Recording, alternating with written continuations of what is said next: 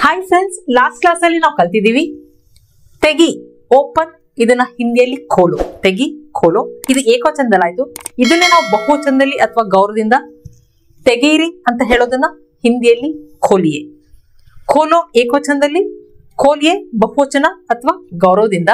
ನೀವು ಒಂದು ವಿಷಯಕ್ಕೆ ಜ್ಞಾಪಕ ಇಟ್ಕೋಬೇಕು, ಇಲ್ಲಿ ಯಾವುದೇ ಕ್ರಿಯಾಪದ ಬಳಸಿದಾಗ ನಾವು ಗೌರವದಿಂದ ಅಥವಾ ಬಹುವಚನದಲ್ಲಿ ಹೇಳ್ಬೇಕಾದ್ರೆ ಕೊನೆಯಲ್ಲಿ ಎ ಅಂತ ಬಳಸ್ತೀವಿ.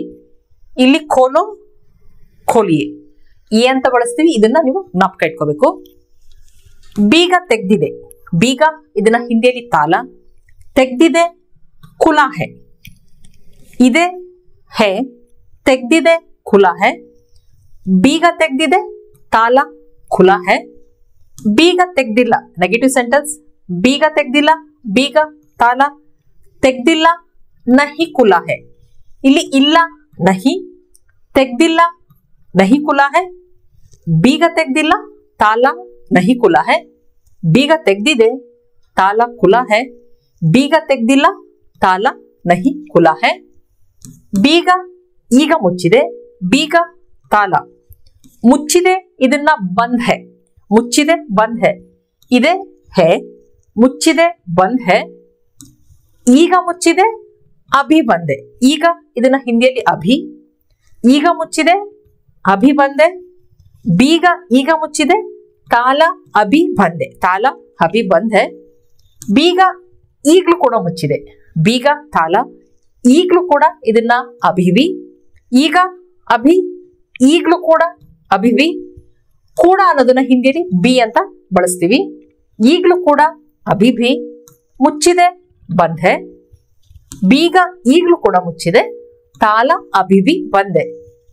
ಬೀಗ ಈಗ ಮುಚ್ಚಿದೆ ತಾಲ ಅಭಿ ಬಂದೆ. ಬೀಗ ಈಗಲೂ ಕೂಡ ಮುಚ್ಚಿದೆ ತಾಲ ಅಭಿವಿ ಬಂದೆ. ಈ ವಾಕ್ಯದಲ್ಲಿ ನಾವು ಅಭಿ ಅಭಿವಿನ ಬಳಸ್ಬೇಕಂದ್ರೆ ಬೀಗ ಈಗ ತೆಗ್ದಿದೆ ತಾಲ ಅಭಿ ಖುಲಾ ಹೈ. ಬೀಗ ಈಗಲೂ ಕೂಡ ತೆಗ್ದಿದೆ ತಾಲ ಅಭಿವಿ ಖುಲಾ ಹೈ. ಬೀಗ ಈಗ ತೆಗ್ದಿಲ್ಲ ತಾಲ ಅಭಿ ನಹಿ ಖುಲಾ ಹೈ. ಬೀಗ ಈಗಲೂ ಕೂಡ ತೆಗ್ದಿಲ್ಲ ತಾಲ ಅಭಿವಿ ನಹಿ ಖುಲಾ ಹೈ ಅಂತ ಹೇಳ್ತೀವಿ. ಶರ್ಟ್ ಬಟನ್ ಬಿಚ್ಕೊಂಡಿದೆ, ಶರ್ಟ್ ಬಟನ್ ಶರ್ಟ್ ಕ ಬಟನ್. ಬಿಚ್ಕೊಂಡಿದೆ ಇದನ್ನ ಖುಲಾ ಹುವಾ ಹೈ, ಬಿಚ್ಕೊಂಡಿದೆ ಖುಲಾ ಹುವಾ ಹೈ. ಶರ್ಟ್ ಬಟನ್ ಬಿಚ್ಕೊಂಡಿದೆ ಇದನ್ನ ಹಿಂದಿಯಲ್ಲಿ ಶರ್ಟ್ ಕ ಬಟನ್ ಖುಲಾ ಹುವಾ ಹೈ. ಹೊಲಿಗೆ ಬಿಚ್ಕೊಂಡಿದೆ, ಬಟ್ಟೆ ಹೊಲಿಗೆ ಬಿಚ್ಕೊಂಡಿದೆ. ಹೊಲಿಗೆ ಇದನ್ನ ಹಿಂದಿಯಲ್ಲಿ ಸಿಲಾಯಿ. ಬಿಚ್ಕೊಂಡಿದೆ ಇದನ್ನ ಖುಲಿ ಹುಯಿ ಹೈ, ಇಲ್ಲಿ ಖುಲಿ ಹುಯಿ ಹೈ ಅಂತ ಸ್ತ್ರೀಲಿಂಗದಲ್ಲಿ ಹೇಳ್ತಿದೀವಿ. ಏನಕಂದ್ರೆ ಸಿಲಾಯಿ ಅನ್ನೋದು ಸ್ತ್ರೀಲಿಂಗ, ಅದಕ್ಕೆ ಸಿಲಾಯಿ ಖುಲಿ ಹುಯಿ ಹೈ. ಹೊಲಿಗೆ ಬಿಚ್ಕೊಂಡಿದೆ, ಸಿಲಾಯಿ ಖುಲಿ ಹುಯಿ ಹೈ. ಸ್ಟಿಚಿಂಗ್ ಬಳಸ್ಬೇಕಂದ್ರೆ ಸ್ಟಿಚಿಂಗ್ ಬಿಚ್ಕೊಂಡಿದೆ, ಸ್ಟಿಚಿಂಗ್ ಖುಲಿ ಹುಯಿ ಅಂತ ಹೇಳ್ತೀವಿ. ಪರ್ಸ್ ತೆಗ್ದಿದೆ, ಪರ್ಸ್ ಖುಲಾ ಹೈ. ತೆಗ್ದಿದೆ ಖುಲಾ ಹೈ, ಪರ್ಸ್ ತೆಗ್ದಿದೆ, ಪರ್ಸ್ ಖುಲಾ ಹೈ. ಬಾಗಿಲು ತೆಗ್ದಿದೆ, ಬಾಗಿಲು ದರ್ವಾಜಾ, ದರ್ವಾಜಾ ಖುಲಾ ಹೈ. ಖಿಡಕಿ ತೆಗ್ದಿದೆ, ಖಿಡಕಿ ಹಿಂದಿಯಲ್ಲಿ ಕಿಡಕಿ, ಕಿಡಕಿ ಖುಲಾ ಹೈ. ಇದೇ ರೀತಿ ಆಫೀಸ್ ತೆಗ್ದಿದೆ, ಆಫೀಸ್ ಖುಲಾ ಹೈ. ಸ್ಕೂಲ್ ತೆಗ್ದಿದೆ, ಸ್ಕೂಲ್ ಖುಲಾ ಹೈ. ಶಾಪ್ ತೆಗ್ದಿದೆ, ಶಾಪ್ ಕನ್ನಡದಲ್ಲಿ ಅಂಗಡಿ, ಹಿಂದಿಯಲ್ಲಿ ದುಕಾನ್. ಅಂಗಡಿ ತೆಗ್ದಿದೆ, ದುಕಾನ್ ಖುಲಾ ಹೈ. ಪರ್ಸ್ ತೆಗ್ದಿಲ್ಲ, ಪರ್ಸ್ ನಹಿ ಖುಲಾ ಹೈ. ಬಾಗ್ಲು ತೆಗ್ದಿಲ್ಲ, ದರ್ವಾಜಾ ನಹಿ ಖುಲಾ ಹೈ. ಆಫೀಸ್ ತೆಗ್ದಿಲ್ಲ, ಆಫೀಸ್ ನಹಿ ಖುಲಾ ಹೈ. ಸ್ಕೂಲ್ ತೆಗ್ದಿಲ್ಲ, ಸ್ಕೂಲ್ ನಹಿ ಖುಲಾ ಹೈ. ಅಂಗಡಿ ತೆಗ್ದಿಲ್ಲ, ದುಕಾನ್ ನಹಿ ಖುಲಾ ಹೈ ಅಂತ ಹೇಳ್ತೀವಿ. ಡಬ್ಬ ತೆಗೆದು ತೋರಿಸಿ, ಡಬ್ಬ ತೆಗೆದು ತೋರಿಸಿ. ತೋರಿಸಿ ಅನ್ನೋದನ್ನ ನಾವು ಗೌರವದಿಂದ ಹೇಳ್ತಿದೀವಿ, ಅದಕ್ಕೆ ಹಿಂದಿಯಲ್ಲಿ ದಿಖಾಯಿಯೇ. ತೋರಿಸುವಂತ ಏಕವಚನದಲ್ಲಿ ಹೇಳಿದಾಗ ದಿಖಾವೋ. ತೋರಿಸಿ ದಿಖಾಯಿಯೇ, ಇಲ್ಲಿ ನೋಡಿ ಎ ಅಂತ ಬಳಸ್ತಿದೀವಿ. ಇದನ್ನ ನಮ್ಗೆ ಜ್ಞಾಪಕ ಇಟ್ಕೋಬೇಕು. ಆ ಕ್ರಿಯಾಪದ ಜೊತೆ ನಾವು ಎ ಅಂತ ಬಳಸ್ತೀವಿ ಗೌರವದಿಂದ ಅಥವಾ ಬಹುವಚನದಲ್ಲಿ ಹೇಳ್ಬೇಕಾದ್ರೆ. ತೋರಿಸು ದಿಖಾವೋ, ತೋರಿಸಿ ದಿಖಾಯಿಯೇ. ಡಬ್ಬ ತೆಗೆದು ತೋರಿಸಿ, ಡಬ್ಬ ಇದನ್ನ ಹಿಂದಿಯಲ್ಲಿ ಡಿಬ್ಬ. ತೆಗೆದು ತೋರಿಸಿ ಖೋಲ್ಕರ್ ದಿಖಾಯಿಯೇ. ಡಬ್ಬ ತೆಗೆದು ತೋರಿಸಿ, ಡಿಬ್ಬ ಖೋಲ್ಕರ್ ದಿಖಾಯಿಯೇ. ಡಬ್ಬ ತೆಗೆದು ತೋರಿಸು ಅಂತ ಏಕವಚನದಲ್ಲಿ ಹೇಳಿದಾಗ ಡಿಬ್ಬ ಖೋಲ್ಕರ್ ದಿಖಾವೋ ಅಂತೀವಿ. ಡಿಬ್ಬ ಖೋಲ್ಕರ್ ದಿಖಾವೋ. ಡಬ್ಬ ತೆಗೆದು ತೋರಿಸು, ಡಿಬ್ಬ ಖೋಲ್ಕರ್ ದಿಖಾವೋ. ಡಬ್ಬ ತೆಗೆದು ತೋರಿಸಿ, ಡಿಬ್ಬ ಖೋಲ್ಕರ್ ದಿಖಾಯಿ ಅಂತ ಬಳಸ್ತೀವಿ. ಪುಸ್ತಕ ತೆಗಿ, ಓದಕ್ಕೆ ಪುಸ್ತಕ ತೆಗಿ ಅಂದ್ರೆ ಪುಸ್ತಕ ಓಪನ್ ಮಾಡು, ಇದನ್ನ ಕಿತಾಬ್ ಖೋಲೋ. ಇಲ್ಲಿ ತೆಗಿ ಖೋಲೋ, ಪುಸ್ತಕ ತೆಗಿ ಕಿತಾಬ್ ಖೋಲೋ. ಶೂಸ್ ತೆಗಿ ಶೂಸ್ ಖೋಲೋ. ಬ್ಯಾಗ್ ತೆಗಿ ಬ್ಯಾಗ್ ಖೋಲೋ. ಟಿಫನ್ ಬಾಕ್ಸ್ ತೆಗಿ, ಊಟ ಮಾಡಬೇಕು, ಟಿಫನ್ ಬಾಕ್ಸ್ ತೆಗಿ ಟಿಫನ್ ಬಾಕ್ಸ್ ಖೋಲೋ. ಬ್ಯಾಗಿನಿಂದ ಪುಸ್ತಕ ತೆಗಿ ಅಂದ್ರೆ ಬ್ಯಾಗ್ ಒಳಗೆ ಪುಸ್ತಕ ಇದೆ, ಅದನ್ನ ಹೊರಗೆ ತೆಗಿಬೇಕು. ಬ್ಯಾಗಿನಿಂದ ಬ್ಯಾಗ್ ಸೆ, ಇಲ್ಲಿ ನಿಂದ ಸೆ ನಾವಾಗ್ಲೇ ಕಲ್ತಿದೀವಿ. ಬ್ಯಾಗಿನಿಂದ ಬ್ಯಾಗ್ ಸೆ. ಪುಸ್ತಕ ತೆಗಿ ಪುಸ್ತಕ ಕಿತಾಬ್, ಇಲ್ಲಿ ತೆಗಿ ನಿಖಾಲು ಅಂತ ಬಳಸ್ತೀವಿ. ಇಲ್ಲಿ ತೆಗಿ ಖೋಲೋ, ಇಲ್ಲಿ ತೆಗಿ ಅಂದ್ರೆ ಓಪನ್ ಮಾಡು, ಇಲ್ಲಿ ತೆಗಿ ಅಂದ್ರೆ ಆ ಜಾಗದಿಂದ ಪುಸ್ತಕನ ಹೊರಗೆ ತೆಗಿಯೋದು. ಬ್ಯಾಗ್ ನಲ್ಲಿ ಇದೆ, ಬ್ಯಾಗ್ ಒಳಗಿಂದ ಪುಸ್ತಕನ ಹೊರಗೆ ತೆಗಿಬೇಕು. ಇಲ್ಲಿ ತೆಗಿ ಅನ್ನೋದನ್ನ ನಾವು ನಿಖಾಲು ಅಂತ ಬಳಸ್ತೀವಿ. ಖೋಲೋ ನಿಖಾಲೋದಲ್ಲಿ ಏನ್ ವ್ಯತ್ಯಾಸ? ಖೋಲೋ ಅಂದ್ರೆ ಓಪನ್ ಮಾಡು, ಇಲ್ಲಿ ನಿಖಾಲೋ ಅಂದ್ರೆ ಒಂದು ಜಾಗದಿಂದ ವ್ಯಕ್ತಿಯಾಗ್ಲಿ ವಸ್ತುನಾಗ್ಲಿ ಆ ಜಾಗದಿಂದ ಹೊರಗೆ ತೆಗಿಯೋದನ್ನ ನಿಖಾಲೋ ಅಂತ ಬಳಸ್ತೀವಿ. ಈಗ ಯಾರಾದ್ರೂ ಹಳ್ಳದಲ್ಲಿ ಬಿದ್ದಿರ್ತಾರೆ, ಅವ್ರನ್ನ ಹೊರಗೆ ತೆಗಿಬೇಕು.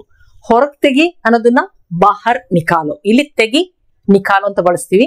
ಇದೇ ವ್ಯತ್ಯಾಸ ಖೋಲೋ ನಿಖಾಲೋ. ಖೋಲೋ ಅಂದ್ರೆ ಓಪನ್ ಮಾಡೋದು, ಪುಸ್ತಕ ತೆಗಿ ಅಂದ್ರೆ ಪುಸ್ತಕ ಓಪನ್ ಮಾಡು. ಇಲ್ಲಿ ಪುಸ್ತಕ ತೆಗಿ ಬ್ಯಾಗ್ ನಿಂದ ಪುಸ್ತಕ ತೆಗಿ ಅಂದ್ರೆ ಬ್ಯಾಗ್ ಒಳಗೆ ಪುಸ್ತಕ ಇದೆ, ಅದನ್ನ ಹೊರಗೆ ತೆಗಿ, ಆ ಜಾಗದಿಂದ ಹೊರಗೆ ತೆಗಿಯೋದನ್ನ ಇಲ್ಲಿ ತೆಗಿ ಅನ್ನೋದನ್ನ ನಿಖಾಲು ಅಂತ ಬಳಸ್ತೀವಿ. ಇದೇ ವ್ಯತ್ಯಾಸ, ಇದನ್ನ ಜ್ಞಾಪಕ ಇಟ್ಕೊಂಡಿರ್ಬೇಕು. ಬ್ಯಾಗ್ ನಿಂದ ಪುಸ್ತಕ ತೆಗಿ ಬ್ಯಾಗ್ ಸೆ ಕಿತಾಬ್ ನಿಖಾಲೋ. ಶೂಸ್ ತೆಗಿ, ಇಲ್ಲಿ ಶೂಸ್ ತೆಗಿ ಅಂದ್ರೆ ಶೂ ರ್ಯಾಕ್ ಅಲ್ಲಿ ಶೂಸ್ ಇದೆ, ಅಲ್ಲಿಂದ ತೆಗಿಬೇಕು, ಆ ಜಾಗದಿಂದ ತೆಗಿಬೇಕು. ಆಗ ಹಿಂದಿನ ಏನ್ ಹೇಳ್ತೀವಿ? ಶೂಸ್ ನಿಖಾಲೋ. ಬ್ಯಾಗ್ ತೆಗಿ, ವಾರ್ಡ್ರೋಬ್ ಅಲ್ಲಿ ಬ್ಯಾಗ್ ಇದೆ, ಅಲ್ಲಿಂದ ಬ್ಯಾಗ್ ತೆಗಿಬೇಕು, ಆಗ ಬ್ಯಾಗ್ ತೆಗಿ ಅನ್ನೋದನ್ನ ಬ್ಯಾಗ್ ನಿಖಾಲೋ. ಟಿಫನ್ ಬಾಕ್ಸ್ ತೆಗಿ, ಬ್ಯಾಗ್ ಒಳಗೆ ಟಿಫನ್ ಬಾಕ್ಸ್ ಇದೆ, ಟಿಫನ್ ಬಾಕ್ಸ್ ಅಂದ್ರೆ ಬ್ಯಾಗಿನಿಂದ ಟಿಫನ್ ಬಾಕ್ಸ್ ನ ಹೊರಗೆ ತೆಗಿಬೇಕು, ಆಗ ಹಿಂದಿನ ಏನ್ ಹೇಳ್ತೀವಿ? ಟಿಫನ್ ಬಾಕ್ಸ್ ನಿಖಾಲೋ ಅಂತೀವಿ. ಟಿಫನ್ ಬಾಕ್ಸ್ ನಿಖಾಲೋ. ಈಗ ವಾರ್ಡ್ರೋಬ್ ಅಲ್ಲಿ ಬಟ್ಟೆ ಇಟ್ಟಿರ್ತೀವಿ, ಬಟ್ಟೆನ ಹೊರಗೆ ತೆಗಿಬೇಕು, ಆಗೇನಂತೀವಿ? ಬಟ್ಟೆನ ಹಿಂದಿಯಲ್ಲಿ ಕಪಡ, ಕಪಡ ನಿಖಾಲೋ. ಬಟ್ಟೆ ತೆಗಿ ಕಪಡ ನಿಖಾಲೋ. ಬಟ್ಟೆಗಳು ಇದನ್ನ ಹಿಂದಿಯಲ್ಲಿ ಕಪಡೆ, ಬಟ್ಟೆಗಳು ತೆಗಿ ಕಪಡೆ ನಿಖಾಲೋ. ವಾರ್ಡ್ರೋಬ್ ನಿಂದ ಬಟ್ಟೆ ತೆಗಿ, ವಾರ್ಡ್ರೋಬ್ ಸೆ ಕಪಡ ನಿಖಾಲೋ.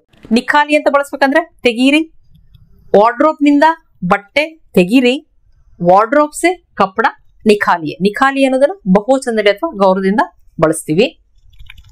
ನಾನು ಪುಸ್ತಕ ತೆಗ್ದಿದ್ದೀನಿ ಓದೋದಕ್ಕೆ, ನಾನು ಪುಸ್ತಕ ತೆಗ್ದಿದ್ದೀನಿ. ನಾನು ಮೈ ಪುಸ್ತಕ ಕಿತಾಬ್ ತೆಗ್ದಿದ್ದೀನಿ ಖೋಲಿ ಹೂ. ನಾನು ಪುಸ್ತಕ ತೆಗ್ದಿದ್ದೀನಿ ಮೈ ಕಿತಾಬ್ ಖೋಲಿ ಹೂ. ನಾನ್ ಲ್ಯಾಪ್ಟಾಪ್ ತೆಗ್ದಿದ್ದೀನಿ ಮೈ ಲ್ಯಾಪ್ಟಾಪ್ ಖೋಲಿ ಹೂ. ಇಲ್ಲಿ ತೆಗ್ದಿದ್ದೀನಿ ಖೋಲಿ ಹೂ, ಪುಸ್ತಕ ತೆಗ್ದಿದ್ದೀನಿ ಕಿತಾಬ್ ಖೋಲಿ ಹೂ, ಲ್ಯಾಪ್ಟಾಪ್ ತೆಗ್ದಿದ್ದೀನಿ ಲ್ಯಾಪ್ಟಾಪ್ ಖೋಲಿ ಹೂ ಅಂತ ಬಳಸ್ತೀವಿ. ಈ ಪುಸ್ತಕವನ್ನು ತೆಗ್ದಿಡು, ಈ ಪುಸ್ತಕನ ತೆಗ್ದಿಡು. ಈ ಪುಸ್ತಕ ಇದರ ಈ ಇಸ್ ಪಾಯಿಂಟ್ ಔಟ್ ಮಾಡ್ತಿದೀವಿ, ಅದಕ್ಕೆ ಇಸ್. ಪುಸ್ತಕವನ್ನು ಕಿತಾಬ್ ಖೋ. ತೆಗೆದಿಡು, ಇಡು ಅನ್ನೋದನ್ನ ಹಿಂದಿಯಲ್ಲಿ ರಖೋ, ಇಡು ರಖೋ. ತೆಗ್ದಿಡು ನಿಖಾಲ್ ಕರ್ ರಖೋ. ಇಲ್ಲಿ ತೆಗೆ ಅನ್ನೋದನ್ನ ನಿಖಾಲ್ ಅಂತ ಬಳಸ್ತಿದೀವಿ. ತೆಗ್ದಿಡು ನಿಖಾಲ್ ಕರ್ ರಖೋ. ಈ ಪುಸ್ತಕನ ತೆಗ್ದಿಡು, ಇಸ್ ಕಿತಾಬ್ ಕೋ ನಿಖಾಲ್ ಕರ್ ರಖೋ. ದುಡ್ಡು ತೆಗ್ದಿಡು ಪೈಸೆ ನಿಖಾಲ್ ಕರ್ ರಖೋ. ಮೊಬೈಲ್ ತೆಗ್ದಿಡು ಮೊಬೈಲ್ ನಿಖಾಲ್ ಕರ್ ರಖೋ. ಯಾವುದೇ ವಸ್ತು ಆಗ್ಲಿ ಅದನ್ನ ತೆಗ್ದಿಡು ಅನ್ನೋದನ್ನ ನಿಖಾಲ್ ಕರ್ ರಖೋ ಅಂತ ಬಳಸ್ತೀವಿ. ರಖೋ ಇಡು ಏಕವಚನದಲ್ಲಿ ರಖೋ. ಅದೇ ರಖಿಯೇ ಇಡಿ ಅನ್ನೋದನ್ನ ಹಿಂದಿಯಲ್ಲಿ ರಖಿಯೇ ಅಂತ ಬಳಸ್ತೀವಿ. ಇಡಿ ರಖಿಯೇ. ಸಾಮಾನು ಹೊರಗೆ ತೆಗ್ದಿಡಿ, ಸಾಮಾನು ಹಿಂದಿಯಲ್ಲಿ ಸಾಮಾನ್. ಹೊರಗೆ ಬಾಹರ್ ತೆಗ್ದಿಡಿ ನಿಖಾಲ್ ಕರ್ ರಖಿಯೇ. ಒಳಗಿದೆ ಸಾಮಾನು, ಹೊರಗೆ ತೆಗ್ದಿಡಿ. ಇಲ್ಲಿ ತೆಗೆದಿಡಿ ತೆಗಿ ನಿಖಾಲ್ ಕರ್, ತೆಗ್ದಿಡಿ ನಿಖಾಲ್ ಕರ್ ರಖಿಯೇ. ಹೊರಗೆ ತೆಗ್ದಿಡಿ ಬಾಹರ್ ನಿಖಾಲ್ ಕರ್ ರಖಿಯೇ. ಹೊರಗೆ ಬಾಹರ್, ಬಾಹರ್ ನಿಖಾಲ್ ಕರ್ ರಖಿಯೇ. ಸಾಮಾನು ಹೊರಗೆ ತೆಗ್ದಿಡಿ, ಇದನ್ನ ಸಾಮಾನ್ ಬಾಹರ್ ನಿಖಾಲ್ ಕರ್ ರಖಿಯೇ. ಏಕವಚನದಲ್ಲಿ ಹೇಳ್ಬೇಕಂದ್ರೆ ಸಾಮಾನು ಹೊರಗೆ ತೆಗ್ದಿಡು, ಸಾಮಾನ್ ಬಾಹರ್ ನಿಖಾಲ್ ಕರ್ ರಖೋ. ಏಕವಚನದಲ್ಲಿ ರಖೋ, ಬಹುವಚನದಲ್ಲಿ ಅಥವಾ ಗೌರವದಿಂದ ರಖಿಯೇ. ಇವನನ್ನು ಅಥವಾ ಇವಳನ್ನು ಕೆಲಸದಿಂದ ತೆಗೆದು ಹಾಕು. ಇವನನ್ನು ಅಥವಾ ಇವಳನ್ನು ಹಿಂದಿಯಲ್ಲಿ ಇಸ್ಕೋ. ಕೆಲಸದಿಂದ ಕೆಲಸ, ಕಾಮ್ ದಿಂದ ಸೆ, ಕೆಲಸದಿಂದ ಕಾಮ್ ಸೆ. ತೆಗ್ದಾಕು ನಿಖಾಲೋ. ತೆಗ್ದಾಕು ಏಕವಚನದಲ್ಲಾಯ್ತು ನಿಖಾಲೋ. ಕೆಲಸದಿಂದ ತೆಗ್ದಾಕು ಕಾಮ್ ಸೆ ನಿಖಾಲೋ.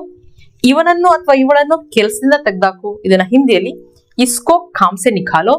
ತೆಗ್ದಾಕಿ ಅಂತ ಗೌರವದಿಂದ ಹೇಳಿದಾಗ ನಿಖಾಲಿಯೇ, ಇಸ್ಕೋ ಕಾಮ್ ಸೆ ನಿಖಾಲಿಯೇ. ನಿಖಾಲೋ ಏಕವಚನದಲ್ಲಾಯ್ತು, ಬಹುವಚನದಲ್ಲಿ ಅಥವಾ ಗೌರವದಿಂದ ನಿಖಾಲಿಯೇ. ಫ್ರೆಂಡ್ಸ್, ಇಷ್ಟೆಲ್ಲ ಅರ್ಥ ಆಗಿದೆ ಅನ್ಕೊಂಡಿದ್ದೀನಿ. ಈ ದಿನ ನಾವು 10 ವಾಕ್ಯಗಳನ್ನ ಕಲ್ತಿದ್ದೀವಿ. ನಿಮಗೇನಾದ್ರೂ ವಿಡಿಯೋ ಇಷ್ಟ ಆದಲ್ಲಿ ಲೈಕ್ ಬಟನ್ ಪ್ರೆಸ್ ಮಾಡಿ, ಕಮೆಂಟ್ ಕೂಡ ಮಾಡಿ. ಮತ್ತೆ ಮುಂದಿನ ವಿಡಿಯೋದಲ್ಲಿ ಸಿಗೋಣ.